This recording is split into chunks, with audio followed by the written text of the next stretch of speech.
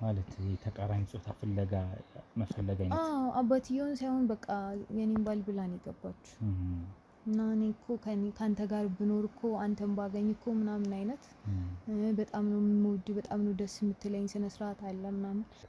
ምንም ያቀላል ነው ምንድነው? እስኪ ይሄ በለኝ ህመም አይተው እባክህ የሚነገር ነገር አይደለም። የሚያወሩት ነገር አይደለም። ደፍሮ እንደዚህ ነው የሚባል ነገር አይደለም። ስለዚህ አንቺ አንድና አንድ የመጀመሪያ ጥርጣሬ ሊሆን የሚችለው እሷ እንጀራ እናት ናት የሚል ነገር ነው። እንድታጠሩልኝ ነው። እሷ ናት በቀለኛውም ጉዳት አድራሹም እሷ ነች የምትሆነው የሚል ነው። ስለማውቀው ሰው የለም መረጃ እየወሰድን ያለው እሱ ደግሞ አሁን ከአደጋ ደርሶበታል። አደጋ አድራሹ ማን እንደሆነ የሚታወቅ ነገር የለም። እርሶ ደግሞ አንድ የእርሱ ቤተሰብ ኖት፣ እናት ኖት በተዘዋዋሪ። ስለዚህ እንደ እናት አንዳንድ መረጃዎች ልጠይቆት ነው የምገባው።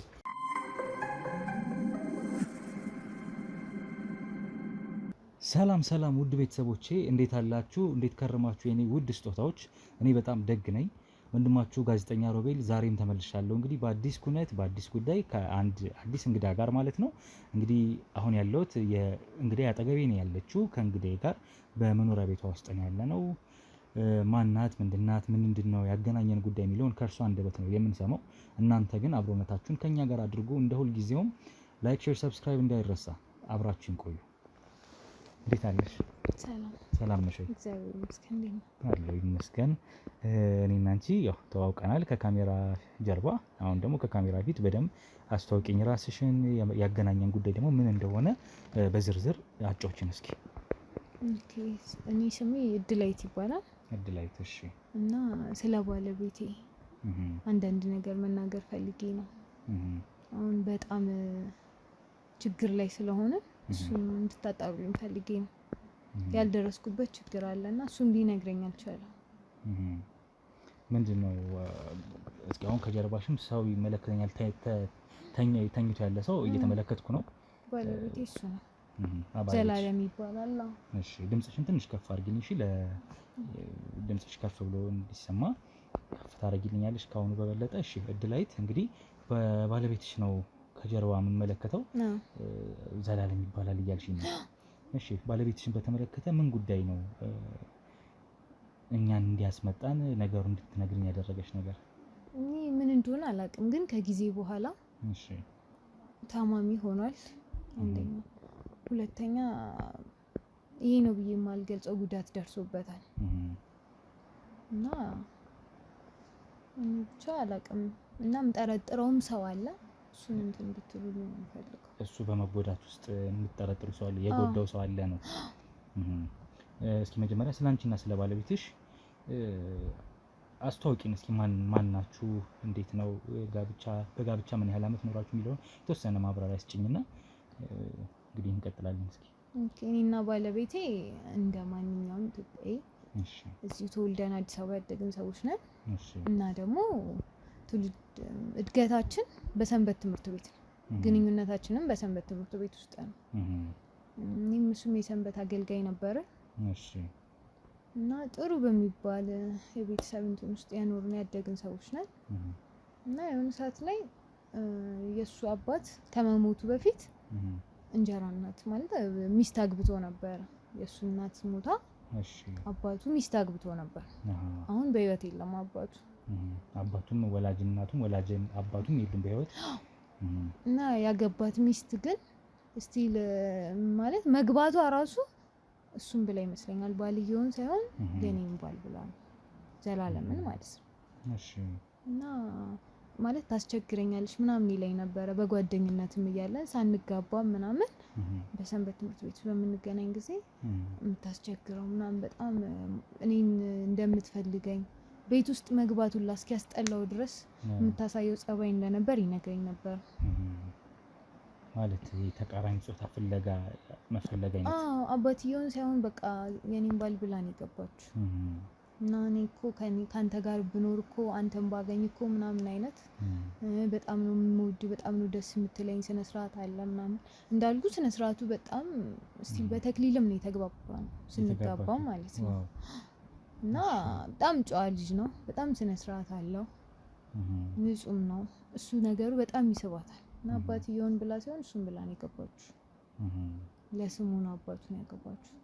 በመሀልም አባቱ ያርፋሉ እሺ ከዛም በኋላ ይመስለኛል ታስገድደዋለች።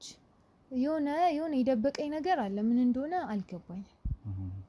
ይሄ አሁን እና አንቺ እና እሱ ሳትጋቡ በፊት ከአባቱ ጋር በሚኖርበት ጊዜ ነው እንጀራ እናቱ አብራው መተኛው ይሄ አብራ ይሄ ወንድና ሴት መፈላለግን ታሳየው ነበር እሷ የተቃራኒ ጾታ ፍላጎት አንተ ነህ የምትገባኝ አባትክ ሲሆን አይነት ነገር ነው።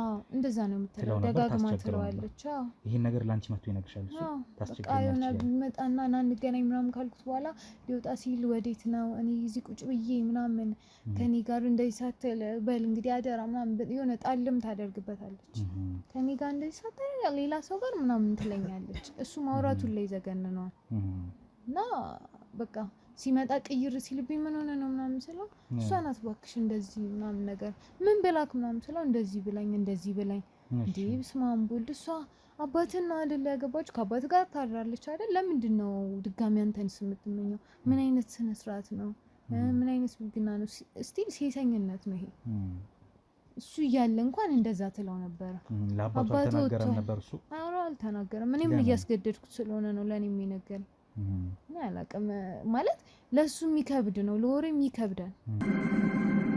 ዛሬ መርካቶ ላይ ሱቅ የሚገዙበት ዋጋ የዛሬ ዓመት ግን ሱቅ የሚያከራዩበት ሊሆን ይችላል። ከ3.3 ሚሊዮን ሙሉ ክፍያ ጀምሮ ሱቆችን ገንብተን በአንድ ዓመት እናስረክቦታለን። እንግዲህ እንደምትመለከቱት ከዜሮ ተነስተን በሁለት ወራት ውስጥ ብቻ ሰሚ ቤዝመንት አውጥተንለታል። በሚቀጥለው አንድ ዓመት ደግሞ ለእናንተ ለደንበኞቻችን የምናስረክብ ይሆናል ማለት ነው። በ640 ሺህ ብር ቅድመ ክፍያ የሱቅ ባለቤት መርካቶ ላይ መሆን ይችላሉ ማለት ነው። ይህንን ሱቅ ስናዘጋጅ ከ11 ካሬ እስከ 32 ካሬ የስፋት አማራጮችን ይዘን መተናል። ያወጣንለትም ከቤዝመንት እስከ 3ኛ ድረስ የተለያዩ አማራጮችን መርጠው መግዛት ይችላሉ። ቢፈልጉ የሚያከራዩት አሊያም ደግሞ ራስዎ ነግደው ትርፎን ማግኘት የሚችሉበት ጥሩ የኢንቨስትመንት አማራጭ ሊሆንልዎት ይችላል። ለበለጠ መረጃና ለሳይት ጉብኝት ደግሞ ከላይ በሚገኙ ስልክ ቁጥሮች ደውለው እኛን ማግኘት ይችላሉ። እናመሰግናለን። አባቱ እንደዚህ ያደረገችኝ ቢል የሚያምነውም አይነት አይመስለኝም። እሱ ፊት በጣም ጥሩ ናት። እሱ እንደሚለኝ ከሆነ አባቱ ፊት ሲሆን እንደ ልጅ ነው የምታየው። ልጅ እንደዚህ ሆኖ እንዲህ ተደርጎ ምናምን ብላ እና እሱ ሲወጣ እንደዚህ ይለኛል ብትለው አባቱም ያምነኛል ብሎ አይጠብቅም። እኔም ብየው ነበር እንዴት አልነገርከው ምናምን ነገር ስለው እንዴት ያምነኛል ይለኛል። እናትም ነው ከባድ ነው። ከዛስ ሁለታችሁ ያኔ በጓደኝነት ነበራችሁ? እሱ ከአባቱ ቤት እየኖረ ባለ ሰዓት ማለት ነው። ከዛ በቃ በጣም ስታስቸግረው ምን ስትለው እስቲ እንዳታሳስተው መጨነቁም ካቅም በላይ ሲሆንብኝ እሱን ለማስታገስ ያክል መጋባት አለብን አልኩት። ቢያንስ ከዛ ሲወጣ ሰላም ይሆናል አይነት። ከዛ እንደተባለውም ሽማግሌ ላከ ምናምን እንደ ደንቡ በተክሊል አገባኝ። ከዛ ወጣን። እሺ አባትየው በድንገት መማህል ላይ አረፉ። እናንተ ከተጋባችሁ በኋላ ካረፉ በኋላ በቃ የምጠራበት ሰዓት መንገድ ምናምን ና ይሄን አስተካክልልኝ ና ይሄ ጎደለና እንደዚህ አድርግና እንደዚህ በቃ ስቃዩን ነው የምታሳየው። አሁን ያ ማለት ምንድነው እሱ ከእናት ከአባቱ ቤት አንቺን ሲያገባ የራሱን ጎጆ ቀለሰ ካንቺ ጋር አይደለም? ስትቀልሱ ብዙ ማራቅ ነው ከዛ አካባቢ ብዙ ማራቅ ነው። ግን አባቱና እንጀራ እናቱ እሱ ያደገበት ቤት ወይም የአባቱና የእናቱ ቤት ውስጥ መኖር ጀመሩ። አባትየው ሲሞት ብቸኛ ሆነች እዛው ቤት መኖር ጀመረች እሷ እንጀራ እናቱ። እናንተ ግን የራሳችሁ ተከራይታችሁ ወይ የሆነ ነገር አብራችሁ መኖር ጀምራችኋል። መልካም። ከዛ ብቸኛ ሆነች ይመስለኛል። ስበቧም ወንድ የሌለበት ቤት ተባለ፣ ተደፈርኩ፣ እንደዚህ ሆነ ምናምን እያለች ነው የምትጠራው። እና እሱም ይሉንታም ስለሚይዘው ያን ያደረገችውንም ነገር በመርሳትም ይሆን አላቅም ይሄዳል። የሆነ ሰዓት ግን በቃ ግዴታ አለ አይደል? ምንድነው ትመጣ እንደሆነ ና ምናምን አለበለዚያ ምናምን ነገር ትለው ጀመር። ሰማይለው ግን እሱም ሰማ ይመስለው ማስፈራራት ያዘሽ ምናምን እንዴ ግዴታ የለብህም እኮ ካልቻልኩም በላት ምናምን። አይ ማደርሽ ይመጣለው እንደዚህ እቺን ብቻ አድርጌላት እንደዚህ አድርጌ ይመጣለው ምናምን እኔ እንትን ብሎኝ ይሄዳል። እዛውን ከጊዜ በኋላ እኔ ምን ሆኖ እንደሆነ አላቅም እስቲ ብልቱም ተቆርጧል። ብልቱ ተቆርጧል። እኔ እሱንም ሊነግረኝ አልቻለም። እንዴት እንደሆነም አላቅም። እኔ በጣም ግራ ገብቶኛል። ማለት ብልቱ አሁን ማውራትም አይችልም። በጣም ታሟል። የዘር ፍሬው ማለት ነው አይደለም? ተቆርጧል። በምን ጉዳይ ማለት ምን ተፈጥሮ አደጋ ነው ምንድነው? እሱን እኔም አላውቅም። እኔ አደጋ ምን እንደሆነ ግልጽ አድርጎ ሊነግረኝ አልቻለም። በቅርብ ነው፣ ሳምንትም አልሆነውም። አሁን በጣም ታሟል። ምግብ መብላትም አይችልም፣ ማውራትም አይችልም። እኔ ብቻ ግራ ገብቶኛል። እሱን የሚነግራችሁ ከሆነ እሱን ጠይቁት፣ ካልሆነ ግን እኔ በጣም ግራ ገብቶኛል። እኔ የምጠራጥረው አንድና አንድ እሷንና እሷን ብቻ ነው የሚያገኘው። ስራ ሄደ በሰላም ደስተኛ ሆኖ ነው የሚመጣው። እሷን አግኝቶ ሲመጣ ግን በጣም ቂርይር ብሎ ነው የሚመጣው። በጣም በቃ ከብዶኛል። ምን እንደሆነም ግራ ገብቶኛል። እንዴት ሊሆን እንደሚችልም አላውቅም። እሷንም ላዋራት ሞክሬያለሁ። ሞከርኩ። ምን ሆኖ ነው ሮቤል፣ ለምንድን ነው የምታስቸግሪው? ህይወት ያለው ሰው እኮ ነው፣ ትዳር አለው። እኔን አስከፍቶ አንቺ ጋር ይመጣ ምንድን ነው ደስታሽ? ምናምን ቤተሰቤን እየበጠበጥሽ ነው። እንደ መቆጣትም ኖርማል እንደ እናትም ካየች ማለት እንደ ልጅም ካየችኝ ብዬ ልጅሽ እኮ ነው እየከፋው ነው። ለምንድን ነው የሚከፋው? እስኪ ጠይቂው። እንደ እናቱኝለት እንዳላወቀሙኝ እንደ እናቱኝለት ምናምን አልኳት። ምንም ልትረዳኝ አልቻለችም። ገና ለገና ገባሁት ብለሽ ነው? ልጄ እኮ ነው እንደፈለኩ ማድረግ እችላለሁ ምናምን ነው የምትለኝ። ለኔ ራሱ ያላት መልስ ደስ አይልም። እኔም ደስተኛ ሆኜ እዛ ቤት አልሄድም። ባል ሲኖር ምናምን እንደ እናት መሄድ ይፈልጋል፣ እሷን ማግኘት ይፈልጋል። ግን እሷ አላውቅም። አንቺ እና እሱ በተክሊል ነው የተጋባችሁት? አዎ። ሴትዮ ደግሞ ከተጋባችሁ በኋላ ታስቸግረው እንደነበር ነው የምትነግሪኛለሽ። አንቺ የታዘብሽ ነው ወይስ እሱ ሁለቴ አላረግም ምናምን ነገር ሲላት እሰማለሁ ስልክ ላይ እንደዚህ ምቀዳለት ወይም ማቀርብለት ማጎርሰው እየመሰልኩ ጠጋ እያልኩ እሰማለሁ። የምትመጣ ከሆነ ና አለበለዚያ ማረገውን ያውቃለሁ ምናምን ትለዋለች። ከዛ እሺ በቃ እመጣለሁ ምናምን ነገር ይላል። ልክ እኔ አጠገቡ ስደርስ ጸባይኛ ይሆናል። የሆነ ምንጭቅጭቅ ሲል ግን ጠጋ አለዋለሁ አውቄ። ያንቺ ምንም የሚነግርሽ ነገር የለም ነው? ምንም ነገር አይነግረኝም። ምንም ሰላም ነው ይለኛል። አሁን እንደዚህ ከሆነ በኋላ መታ ጠይቀዋለች እሷ? አልመጣች። ነግረሻታል? ታውቃለች? እንደታመመ ምናምን ነግሬያታለሁ። እንደዚህ ነው ብዬ ግን አልነገርኳትም። ስቲል እሷንም ስለሆነ የምጠረጥረው እንዲህ ነው ብዬ አልነገርኳትም። ግን አሞት እንደተኛ ምናምን ነው። እለቱን እስኪ አስተውሺ። የመጨረሻ ጊዜ አብራችሁ አድራችሁ ሊሆን ይችላል ወይ? እንደዚህ ቀን አብረን በሰላም አድረን በንጋታው እንደዚህ ሆኖ ሲመለስ እንደዚህ ሆነ ምትይ ሞመንት ስራ ብሎ ነው የወጣው። ግን የስራ መንፈስ የለውም። አድራችሁ በሰላም አድረን ቁርሱን በልቶ ስልክ አወርቷል። ግን ምንም የስራ መንፈስ የለውም። ማለት ስራ ሲወጣ ደስተኛ ነው። ሁሌ የሚይዘው እቃዎች አሉት። ያንን እቃ አልያዘም። የንዴትም ነው። ደስተኛም አይደለም። መውጣትም አልፈለገም። የሆነ መቅረት መሄድ የምትፈልገው አይነት ነገር አለ። እንደዛ አይነት ስሜት ነው ያለው። ይሄን ስሜት እሱ ሊያንበበሽበታል ነው? አዎ። እሺ። ግን በቃ የግዱን ሄደ። ሁሉንም ነገር ግን ያስተዋልኩት ሲመለስ ነው። እንደዛ ሆኖ ሲመለስ እኔ የምገባበት ነው የጠፋኝ። መጀመሪያ እንደታመመ ነበር። ምን ነው ምናምን ስቲል አስተኝቼዋለሁ። በኋላ ከቆይታዎች በኋላ ደም ምናምን እንደዛ አይነት ነገር ሳይ ነው ይሄን ነገር ማየት የሚቻልኩት እንጂ አልነገረኝም። መናገርም አልፈለገም። ደህና ነኝ እያለ ነው ገብቶ የሚተኛው። ህክምና አግኝቷል አሁን በዚህ ሳምንት ውስጥ? መሄድም አልፈለገም። እንዴ ምንም አይነት አሁን ቁስሉ ህክምና አላገኘም ነው የምትይ? እንደማንኛውም ዶክተር ምናምን ጠርቶ ተጠራርቷል። ግን ህክምና አላገኘም። ደሙን መጠራረግ አይነት ነገር ነው የተጠራረገው እንደ ቁስል። አንቺ የምትጠረጥሪው እንደዚህ ሊሰልበው የሚችል ብልቱን ወይ እንደዚህ ሊያደርገው የሚችል እቺ ሴት ልትሆን ትችላለች። ጠላቱም ናት፣ ወዳጁም አይደለችም። ከዛ ደግሞ ብዙም ነገር ትፈልጋለች ይመስለኛል። ያ ነገር እኔ ጋር ካልሆነ ማንም ጋር ሊሆን አይችልም ነገር ነው። ምን እንደማረግም በጣም ግራ የገባኝ። እሱ ቢነግረኝ መወሰን እችላለሁ። ሌላ ሰውም ከሆነ እንደዛ ያደረገው ይሄ ነው ቢለኝ ደስ ይለኛል። አሁን ብናናገረው ማናገር ይችላል ነው? አሁን ትንሽ ጣቱ ሲንቀሳቀስ እየተመለከትኩ ነው። ግን ይችላል ማናገር፣ ግን ለግሞብኛል። እኔ ምን ሆነ እንደሆነ እኔ አላውቅም። እስቲ እሺ ካላችሁ እናንተ እስቲ ጠይቁ። አይዞሽ እድላይ አይዞሽ። በቃ እስኪ በቃ ተረጋጊና የሚሆነውን ነገር አሁን አንቺ በጠረጠርሽው መንገድ በሌላም መንገድ ከሆነ ያለውን ነገር በደንብ እናጣራለን። ባለቤትሽ ለምን እንደዚህ ሊሆን እንደቻለ እስኪ እኛ እሱን አናግረን ማግባባት የምንችል ከሆነ የሚነግረን ነገር ካለ መረጃውን ይዘን ወደ ማስረጃነት እንቀይራለን። ለምን እንዴት እንደዚህ ሆነ ብለን እሺ ሞክሩ እንደቻላችሁትን ያክል። አይዞህ ዘላለም አይዞህ።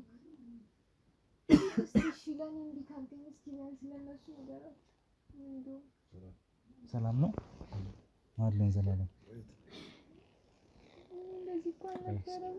ቆይ እድለኝ እስኪ ለብቻው ላናግረው። እሺ እኔ ብቻውን እንትን ይናገር እንጂ እሺ ደስ ይለኛል።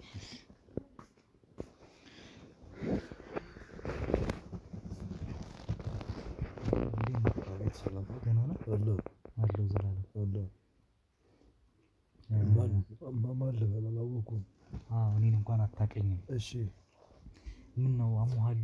ሰሞኑን የእሷ ዘመድ ናችሁ? የእሷ ዘመድ ናችሁ? አዎ ወዳጆች ነን፣ ጓደኞች ነን። ትንሽ አሞኝ ነው። ደህና ነኝ። ምን ነው ትንሽ ረዣክ ትንሽ አሞኝ ነው። ደህና ነኝ። እኔ ነው ወንድሜ ማለት ምን አይነት ህመም ነው የገጠመው? ያው ማንኛውም ሰው እንደሚያመው ያመመኝ ኖርማል ህመም ነው። ያን ያህል እንትን አይደለም፣ ብዙ ከባድ አይደለም፣ ቀላል ህመም ነው። ትንሽ የሚያስተኛ ነገር ሆኖ ነው የተኛሁት። አትጨነቁ። አይዞህ። ምን ነው የምታለቅሰው? ምን ነው? ትንሽ ህመሙ ነው። እንደዛ ነው። ያን ያህል ከባድ ህመም አይደለም። አይ ትንሽ እኔማ ለየት እንደሚል ነገር እኮ ተረድቼ ነው። ቀላል ማንኛውም ሰው እንደሚታመመው ነው ታመም የተኛሁት እንጂ ያን ያህል ከባድ ህመም አይደለም። ያን ያህል አስጨናቂ ህመም አይደለም። ያው በጊዜ ሂደት ይለቅኛል ብዬ ተስፋ አደርጋለሁ። በጊዜ ሂደት ያው ፈጣሪ ረድቶኝ ደህና እሆናለሁ ብዬ ተስፋ አደርጋለሁ። እስኪ አሁን ቤተሰቦች አሁን ከባለቤት ውጭ ቤተሰቦች ከየት ነው ያሉት? ያው እኔ ቤተሰቦች ያሉት ያው ወደ ደብረ ዘይት ነው። ወደ ደብረ ዘይት ነው። ደብረ ዘይት? ማን አለ ደብረ ዘይት? ወላጆች ናቸው? ቤተሰብ ነው። እኔ እሷን ብዬ ነው እዚህ የተቀመጥኩት። እነሱ ያሉት እዛ ነው ደብረ ዘይት። ወላጆች አሉ? አባት እናት ሁሉም አለ? እዛ አለ ቤተሰብ ምናምን አለ። እዚህ የራሴን በፋሚሊ መስርቼ እዚህ እኖራለሁ ነው። ደህና ነኝ። ያው በጊዜ ደግሞ እስኪ አሁን በግልጽ ነገር ይሻለኛል። ምንም ቀላል ነው። ምንድን ነው እስኪ ይሄ በለኝ ህመሙ። አይተው እባክህ። ያው የሚነገር ነገር አይደለም፣ የሚያወሩትም ነገር አይደለም። ደፍረው እንደዚህ ነው የሚባል ነገር አይደለም። ምን ብዬ እነግርሃለሁ? ቢቀር ነው የሚሻለው። አይ እንደ ማንኛውም ሰው ስትለኝ ለዛ ነው የጠየኩት እንጂ እኔማ ምን እንደሆነ ገብቶኛል እኮ። ግን ለመናገርም አንዳንዴ ያሳፍራል እኮ ታውቃለህ። አንዳንድ ነገር ምን ብለህ ታወራዋለህ? ምን ብዬ እነግርሃለሁ? ይህ ውርደትና ቅሌት እኮ ነው። አፍራለሁ። ምን አፋልኝ እኮ አሁን እስኪ የሆነውን ነገር ኦልሬዲ አውቀናል አይደለ? ችግር የለውም። ስማን እንጥቀስ። ይኸውልህ ዞልዬ ስማን እንጥቀስ። እንዲህ ነው ይሄ ነው ሳልልክ እኔም አንተም የሆነውን እናውቃለን። በምን ምክንያት ይሄ ነገር እንደተፈጠረ እስኪ አስታውሰኝ ወይ ንገረኝ። የምልህ ታሪኩ ረጅም ነው። እስኪ ችግር የለውም እሰማለሁ። እኔ ጊዜ አለኝ። ያው እኔ እንደዚህ አልነበርኩም። እኔ እንደዚህ ታስሬ አልተቀመጥኩም ነበር። ያው እንደ ማንኛውም ወጣት ሯሯጥ ነበር፣ እንቀሳቀስ ነበር፣ ደፋ ቀና ነበር። ያው የቀን ጎዶሎ አስተኛኝ። የሰው ክፋት ማሰብ እንደዚህ ሰብሮ አጣለኝ እኔን። የሰው ቀና ነገር አለማሰብ እኔ እንደዚህ ያደረገኝ። አንዳንድ ሰው ጠልፎ ይጥልሃል፣ ሰብሮ ይጥልሃል። እንዳልነሳ አድርጎ አስቀመጠኝ። ትዳሬ እንዳልቀጥል ትዳሬ መሰናክል ሆኖ ቀረ። ምን አይነት አካል ነው ያ አካል? አንተ እንዲህ ያደረገው? ታሪኩ ጥቅም የለውም ብዬ ነው ነግርህም ባልነግርህም ያን ያህል ወሳኝ ከሆነ እነግርሃለሁ።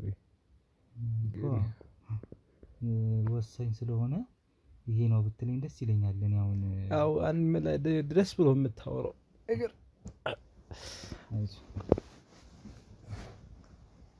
አይደለም። ታውቃለህ፣ የሚወራ ነገር አይደለም። ራሱ እዚህ ቤት የምንኖረው ምንድን ነው አሁን በአደጋ ምክንያት ነው? የአደጋ የሰው ሴራ ነው። የሰው ሴራ ነው። ማን ነው እንዲህ ሊያጠቃ ይቻላል? እዚህ እኔ ቤተሰቦቼ እዚህ አዲስ አበባና ደብረ ዘይት ነው ያሉት። እኔ ተወልጄ ያደግኩት ደብረ ዘይት ቢሆንም ያደግኩት እዚህ ነው። አባትና እናቴ የምታየው ግቢ በሙሉ የነሱ ነው።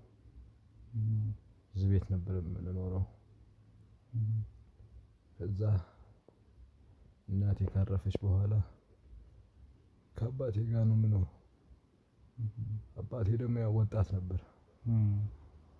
ያው ማግባት ይፈልጋል መቼስ። እስኪ አሁን ምን ደብረ ዘይት ነው ያሉት አልከኝ?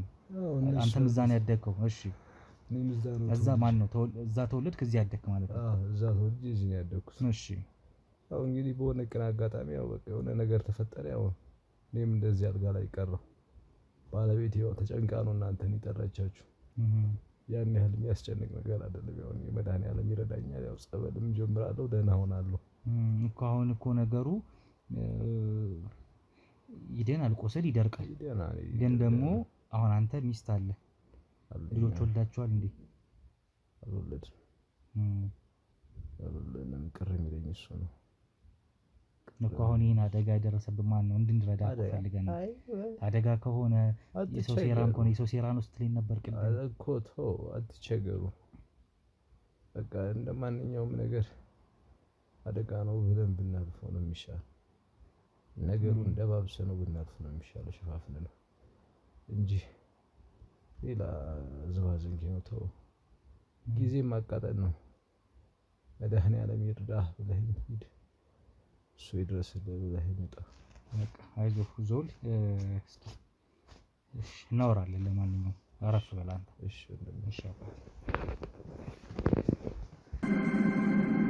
ዛሬ መርካቶ ላይ ሱቅ የሚገዙበት ዋጋ የዛሬ ዓመት ግን ሱቅ የሚያከራዩበት ሊሆን ይችላል። ከ3.3 ሚሊዮን ሙሉ ክፍያ ጀምሮ ሱቆችን ገንብተን በአንድ ዓመት እናስረክቦታለን።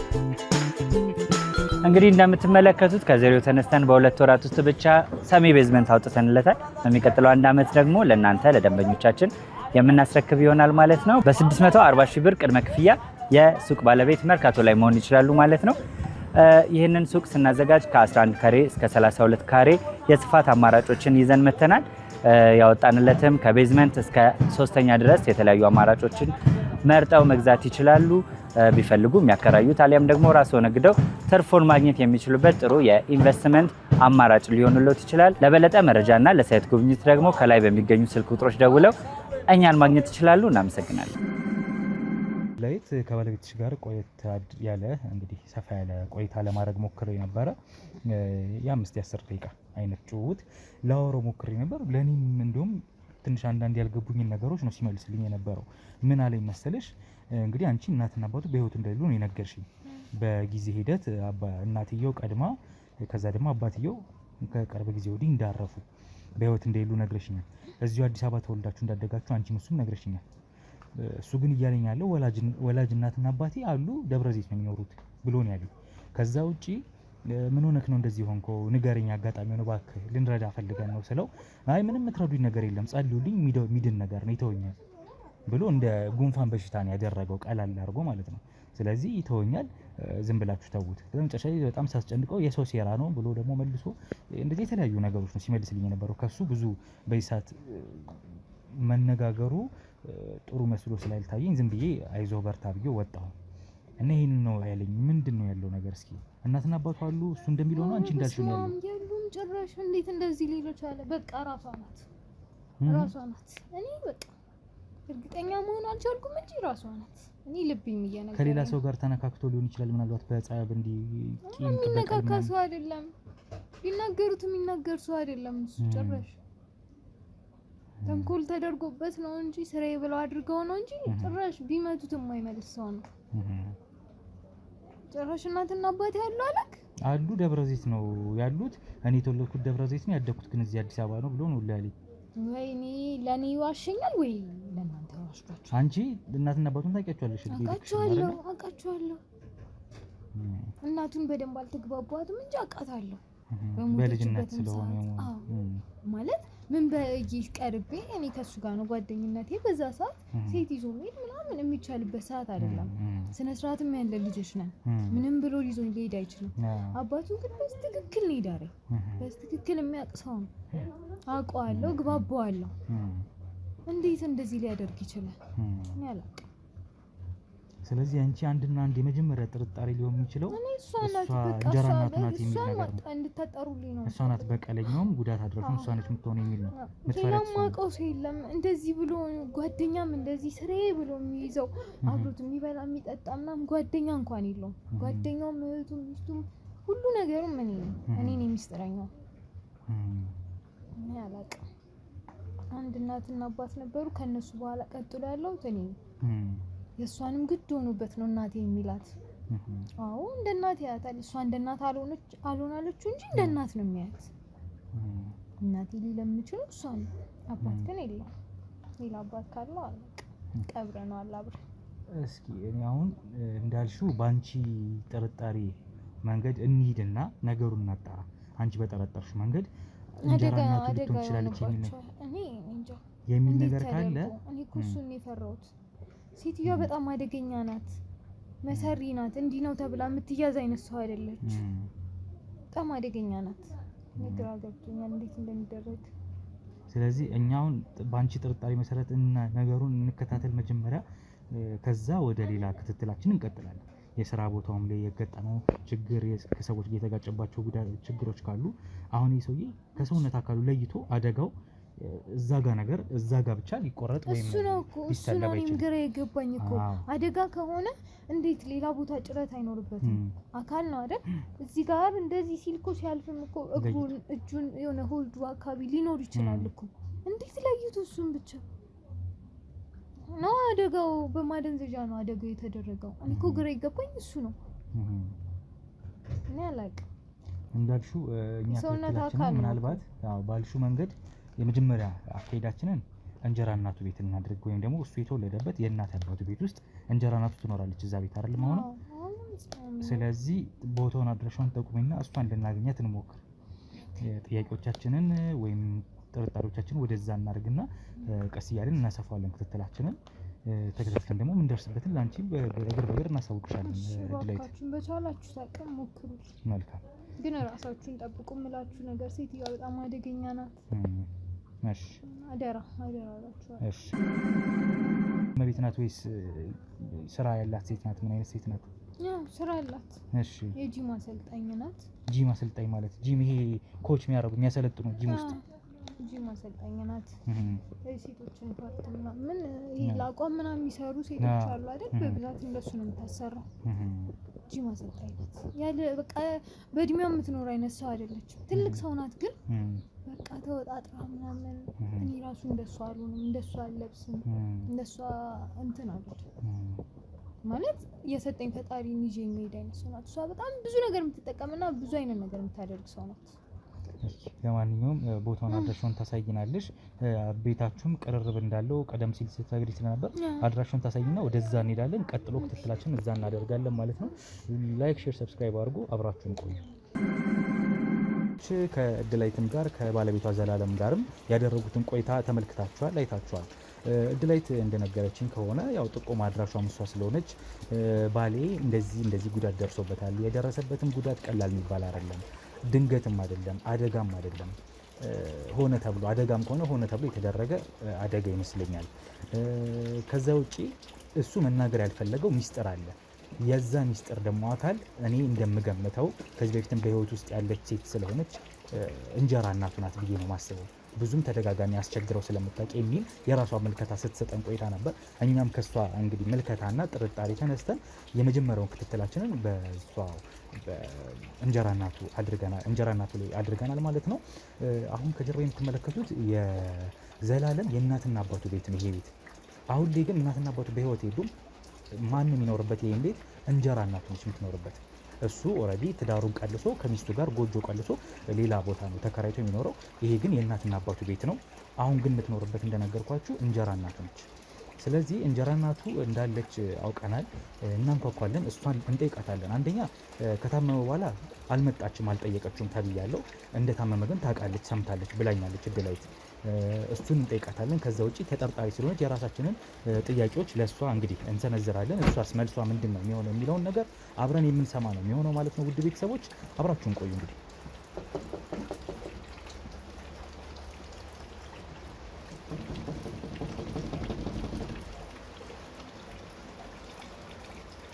ያው መብራትም አለ፣ ኃይለኛ ዝናብ አለ። በነገራችሁ ላይ ክረምቱ እንዴት አድርጓቸዋል ውድ ቤተሰቦች። እሺ ጤና ይስጥልኝ። ሰላም አለን። የወይዘሮ ልዕልና ቤት ነው? ወይዘሮ ልዕልና ማለት አንቺ ነሽ? መልካም በሰላም ነው። ጉዳዩ እንግዲህ የመጣ ነው ከሚዲያ ክፍል ነው። ሚዲያ ላይ ነው የምንሰራው። ምናልባት መታወቂያችንን ማሳየትን ካሜራ ምናምን ታዲያ ሳትናገር ነው እንዴ? ዝም ሚዲያ እንደምትመለከቱ መታወቂያም መርማሪ ጋዜጠኛ ሮቤል ይላል። ሁላችንም እዚህ ጋር ያለነው ህጋዊ ፍቃድ ያለን መርማሪ ጋዜጠኞች ነን። እንዲሁም የምርመራ ክትትል ስራዎችን ነው የምንሰራው። ካሜራው ምንድነው ነው? ካሜራው ያስፈለገበት ሁኔታ የምንሰራበት የምርመራ ወይም የክትትል ስራ በካሜራ ቅጂ ተይዞ ነው። እያንዳንዱን እንግዲህ ከሰዎች ጋር የሚኖረን መጀመሪያ ያስፈቀደክ እኮ ነው አይደል? ካሜራው የቀረጻ ፍቃድ አለን። ከዛ ውጪ የፍተሻ ፍቃድ አለን፣ የስራ ፍቃድ አለን። ህጋዊ ፍቃዶች ስላሉን እያንዳንዱን ወረቀቶቻችን እያስወጣን እናሳይሻለን። አሁን ግን አንቺ ቤት እንድናንኳኳ ያደረገንን ምክንያት ምን እንደሆነ አንድ ባንድ ገልጽልሻለሁ። ከዛ በፊት ወረቀቱን አሳያት። ምንድነው? ተመልከሽ ወረቀቱ ይኸው። ይሄ የቀረጻ ፍቃድ ያለን ህጋዊ ሰዎች ስለመሆናችን እኮ መጀመሪያ ተናግረክ ነው አይደለ? ሰው ቤት ስትመጣ ካሜራ ምናምን ብሎ አይቻልም አይደል? መጀመሪያ አልነገርከኝም። ፕሮግራም አለኝ እና ምንድነው ደግሞ ጉዳዩ? እንግዲህ የዚህን ቤት ይሄን ቤት የሚመለከት ጉዳይ ነው። ይሄን ቤት ማለት ምን ማለት ነው? እንግዲህ ወይዘሮ ልዕልና የዚህ ቤት ባለቤት ማን ነው? አቶ ሞገስ ይባላሉ አይደለም? እሺ ምንድነው? አቶ ሞገስ ምን ፈልገክ ነው? አመጣጥ ስላልገባኝ እንግዲህ የአቶ ሞገስ ልጅ ዘላለም። መጀመሪያ ካሜራውን አጥፈውና እናውራ። ዝቅ አድርግላት ካሜራውን፣ ችግር የለም ዝቅ አድርግላት። እሺ ይኸውልሽ ወይዘሮ ልዕልና አቶ ዘላለም ከሰሞኑ ወይም ደግሞ የባለቤትሽ ልጅ ላንቺም ልጅሽ ነው አይደለም? መቼስ ዘላለም ከሰሞኑ ከፍተኛ የሚባል ጉዳት፣ አካላዊ ጉዳት ደርሶበታል። ያ ደግሞ ስነ ልቦናዊም ብዙ ጉዳቶች ፈጥሮበታል፣ ለሱም ለባለቤቱ። እንግዲህ የምን ጉዳት ነው? አላውቅም፣ ስለምታወራው ነገር አላውቅም። የምን ጉዳት ነው? ዘላለም ስለታመመው ነገር የሚያውቁት ነገር የለም? ትንሽ አሞታል፣ ጉንፋን ነገር ነው የሰማሁት አይደል? ማን ያሉት እንደዛ ብሎ? አሁን ለምንድን ነው የመጣከው? ወንድም አታድክመኝ፣ ስራ አለ። ይኸውልሽ እኔ ነው ምርመራ ስራ ነው የምንሰራው። እኛም ስራ ነው የያዝነው፣ ጊዜ የለንም። በጣም ጊዜ ጠበበን ሰዎች ነው። ማን ይላካችሁ? ግን ስራ ስለሆነ ግዴታችን ስለሆነ በዝናብ በውርጭ ባስፈለገ ሰዓት መተን የትኛውንም በር እናንኳኳለን። ስለዚህ አሁን ምርመራ ስራን የመጣ ነው። ይሄ ደግሞ እርስዎ የቤተሰብ አካል ስለሆኑ በጉዳዩ ላይ መረጃ እንዲሰጡኝ ስለምፈልግ ነው እዚህ ቤት እንድንመጣ የሆነው። ታዲያ ሄድና ጠይቋ መረጃ ከፈለክ። ይኸውልዎት አሁን እያልኩኝ ያለሁት ወይዘሮ ልዕልና በጣም በአክብሮት ነው። እነሱን አግኝቻለሁ። አቶ ዘላለምንም ሆነ ባለቤቱንም ሆነ በዙሪያ ያሉትን ሰዎች እያንዳንዱ ሰዎች እያፈላለግን መረጃ እየወሰድን ያለው። እሱ ደግሞ አሁን ከአደጋ ደርሶበታል። አደጋ አድራሹ ማን እንደሆነ የሚታወቅ ነገር የለም። እርስዎ ደግሞ አንድ የእርሱ ቤተሰብ ኖት፣ እናት ኖት በተዘዋዋሪ። ስለዚህ እንደ እናት አንዳንድ መረጃዎች ልጠይቆት ነው የምገባው፣ ወይም ደግሞ የተወሰነ እንድንጫወት የምፈልገው ገብተን ማለት ነው። ውጪ ከፍተኛ ዝናብ፣ የዶፍ ዝናብ እየዘነበ ነው። ወደ ውስጥ ገባ ብለን ብናወራ መልካም ነው። ህጋዊ ሰዎች ነን። ምንም የሚያስፈራ ነገር የለም። መረጃ ነው የሚሰጡን። ምንም የተለየ ነገር የለውም። ላውራክ እችላለሁ፣ ግን ዝም ብሎ ሰው ቤት አይመጣም ማለት እንዴ? ፍቃዶት ከሆነ አሁንም አንኳኩተን ነው ባንኳኳንበት ነው እርስዎ ግቡ ብለው እንዲያስገቡን የምንፈልገው። ሌላ አላማ የለንም። መረጃ ወስዶ የመውጣት ነው። መረጃ እዛ ከሰማ ከዚህ ምን አስመጣክ ነው? ምን አሁን አስመጣክ? እየነገርኩኝ አሁን ስለደረሰበት አደጋ አድራሹ ማን እንደሆነ እስካሁን ድረስ አልታወቅም። የዚህ ግለሰብ ጠይቀው። እሱን እኔን አይደለም የምጠይቀኝ፣ እሱን አይደል? አሁን እሱ ስራችን ስለሆነ እርስዎ ስላሉኝ ሳይሆን እኛ ስራችን ስለሆነ መጠየቅ ያለብን እሱንም ሆነ ሌላም እየጠየቅን ያለ ነው። አሁን እርስዎ እንደ ቤተሰብ የምጠይቆትን መረጃ እንዲሰጡኝ ነው የምፈልገው እያልኩኝ ነው ወይዘሮ ልዕልና። ለሚሰጡኝ ነገር በትህትናና በቀናነት አንድ 10 ደቂቃ ነው የሚፈጀው። የተወሰነ መረጃ ወስደን እንወጣለን። ኦኬ ገባ። ግን አትቆይም፣ ስራ አለብን። መልካም፣ እኛም ስራ አለብን ወይዘሮ ልዕልና። ስላስገባሽን እናመሰግናለን። ዞሮ ዛሬ መርካቶ ላይ ሱቅ የሚገዙበት ዋጋ የዛሬ ዓመት ግን ሱቅ የሚያከራዩበት ሊሆን ይችላል። ከ3.3 ሚሊዮን ሙሉ ክፍያ ጀምሮ ሱቆችን ገንብተን በአንድ ዓመት እናስረክቦታለን። እንግዲህ እንደምትመለከቱት ከዜሮ ተነስተን በሁለት ወራት ውስጥ ብቻ ሰሚ ቤዝመንት አውጥተንለታል። በሚቀጥለው አንድ ዓመት ደግሞ ለእናንተ ለደንበኞቻችን የምናስረክብ ይሆናል ማለት ነው። በ640 ሺህ ብር ቅድመ ክፍያ የሱቅ ባለቤት መርካቶ ላይ መሆን ይችላሉ ማለት ነው። ይህንን ሱቅ ስናዘጋጅ ከ11 ካሬ እስከ 32 ካሬ የስፋት አማራጮችን ይዘን መተናል። ያወጣንለትም ከቤዝመንት እስከ ሶስተኛ ድረስ የተለያዩ አማራጮችን መርጠው መግዛት ይችላሉ። ቢፈልጉ የሚያከራዩት አሊያም ደግሞ ራስዎ ነግደው ትርፎን ማግኘት የሚችሉበት ጥሩ የኢንቨስትመንት አማራጭ ሊሆንልዎት ይችላል። ለበለጠ መረጃና ለሳይት ጉብኝት ደግሞ ከላይ በሚገኙ ስልክ ቁጥሮች ደውለው እኛን ማግኘት ይችላሉ። እናመሰግናለን። እንግዲህ ወይዘሮ ልዕልና ፈቅደሽ ስላስገባሽን እናመሰግናለን። በማንኛውም አይነት አጋጣሚ ያው እኛ ዞሮ ዞሮ የመጣንበት ዓላማና ጉዳይ ሁኔታ አስፈላጊ ሆኖ ስለነበር ነው ቤትችን አንኳኩተን ካሜራም ይዘን ለመጠየቅ የመጣ ነው ማለት ነው። መረጃ እየሰበሰብን ያለ ነው። ዘላለም በደረሰበት ጉዳት የተነሳ የደረሰበት ጉዳት ምንም እንደማያውቁ ነው እየነገሩኝ ያሉት። አሁን እርሶ አንቺ እያልኩ ብቀጥል ምናልባት ቅራይልሽም ያው አላስረጅሽ ብዬ ነው። ስለዚህ ምንም እንደደረሰበት በዚህ ሳምንት ውስጥ ምንም አይነት አደጋ እንደደረሰበት የምታውቂው ነገር የለም? ምን ደርሶበታል ማለት በቃ መታመሙን በስርዓት እንኳን አያውቁም። ቤቱ መቅረቱ አላቅም። ባለቤቱ ደወለችልኝ እና ትንሽ አሞታል ነው ያለችኝ። እና እኔ ይሄ ያው ጉንፋ ምናምን ጊዜው እንትን ስለሆነ እሱ ነው ብዬ ነው ያሰብኩትኝ። እንደ ከበደ ነገርም ምን ሆኗል ግን? ዘላለም አሁን ያለበት ሁኔታ በጣም ከባድ የሚባል አደጋ ደርሶበታል ሰውነቱ ላይ። ማለት ምን አይነት የዘር ፍሬው ላይ እንዴ? አዎ የዘር ፍሬው። ምን እየቀለድክ ነው? ምንድነው የምታወራልኝ? የዘር ፍሬው ተቆርጧል። የማን የዘላለም? ዛሬ እኮ ልጄ ነው በእናትህ። አሁን ምንድነው ነገሩ? ይሄ አደጋ ደርሶበታል። ይሄ አደጋ እንደደረሰበት ማውቀው ነገር የለም እያልሽኝ ያለሽው ወይም ደግሞ እሺ ይሁን። ዘላለም ካንቺ ጋር ምን አይነት ቅርርብ ነው ያለው? እንደ እናትና ልጅ እናቱ ነኝ ልጄ ነው እያልሽ ነው። ከዘላለም ጋር ምን አይነት ቅርርብ ነው ያላችሁ? እስኪ ንገሪኝ ያለው ነገር። ግን መጀመሪያ አሁን ያወራልኝ ወሬ እውነት ነው? የደረሰበት አደጋ ይሄ ነው እንደነገርኩሽ ነው። በምን አይነት መንገድ ያደረሰበት? አደጋውን ያደረሰው ማን እንደሆነ እሱም ሊናገር አልቻለም። እርግጠኛ ነህ? አይተኸዋል በአይንክ እንደዚህ አይነት ነገር መፈጠሩ? ያው ታሞ ቤቱ አልጋ ላይ ተኝቷል። በዚህ ጉዳይ እኮ ሌላ ነገር ይሆናል ያመመው። እንዴት እርግጠኛውን ካንተ እንደዚህ አይነት ነገር? እሱ ነው ያለው። ሚስቱ ነች እያስታመመችው ያለችው። ሰው ያውቃል፣ ጓደኞቼ፣ የሥራ ሰዎች፣ አንዳንድ ሰዎች ያውቃሉ። ታሞ እኛም አይተናል አልጋ ላይ። በዛ ነው መታመሙ ነው ያየከው? ኖ መታመሙ ማለት የትኛው ህመም እኮ ህመም ሲሆን ይለያል አይደለ? ጉንፋንም ይለያል፣ ሌላም ነገር ሳልም ይለያል፣ ምንም ነገር ይለያል። እሱ ደግሞ አሁን ይሄ ነው የሚባል የሚታይ አደጋ ነው የደረሰበት። ያ አደጋ ደርሶበት ታሞ አልጋ ላይ ነው ያለው። እሱን አይተናል። ስለዚህ አሁን ያደረሰበት አደጋ አድራሹ ማን እንደሆነ አልታወቀም። እሱም መናገር አልፈለግም። ሚስቱ መሀል ቤት ተጨናንቃለች፣ ግራ ተጋብታለች። አሁን በዚህ ዙሪያ እንግዲህ ማን ሊያደርስበት እንደሚችል እነዚህን ነገሮች መረጃዎች እያሰባሰብን ያለ ነው። ይሄ ሰው ከስራ ቦታ ነው የተጋጨው ሰው አለ ወይ? ይሄን ጉዳት ያደረሰበት ሰው አለ ወይ? ወይም ከሌላ ቦታ የሚያውቃቸው ሰዎች ጠላት የሆኑ ሰዎች ጉዳት አድርሰውበታል ወይም ደግሞ ራንደምሊ የማያውቃቸው ሰዎች ጉዳት አድርሰውበት ነው ወይ? የማያውቃቸው ሰዎች ሊያደርጉበት አይችሉም። ምናልባት እሱ የማያውቃቸው እነሱ የሚያውቁት ሊሆን ይችላል። እሷ ለእናንተ የነገረቻችሁ ጠርታችሁ?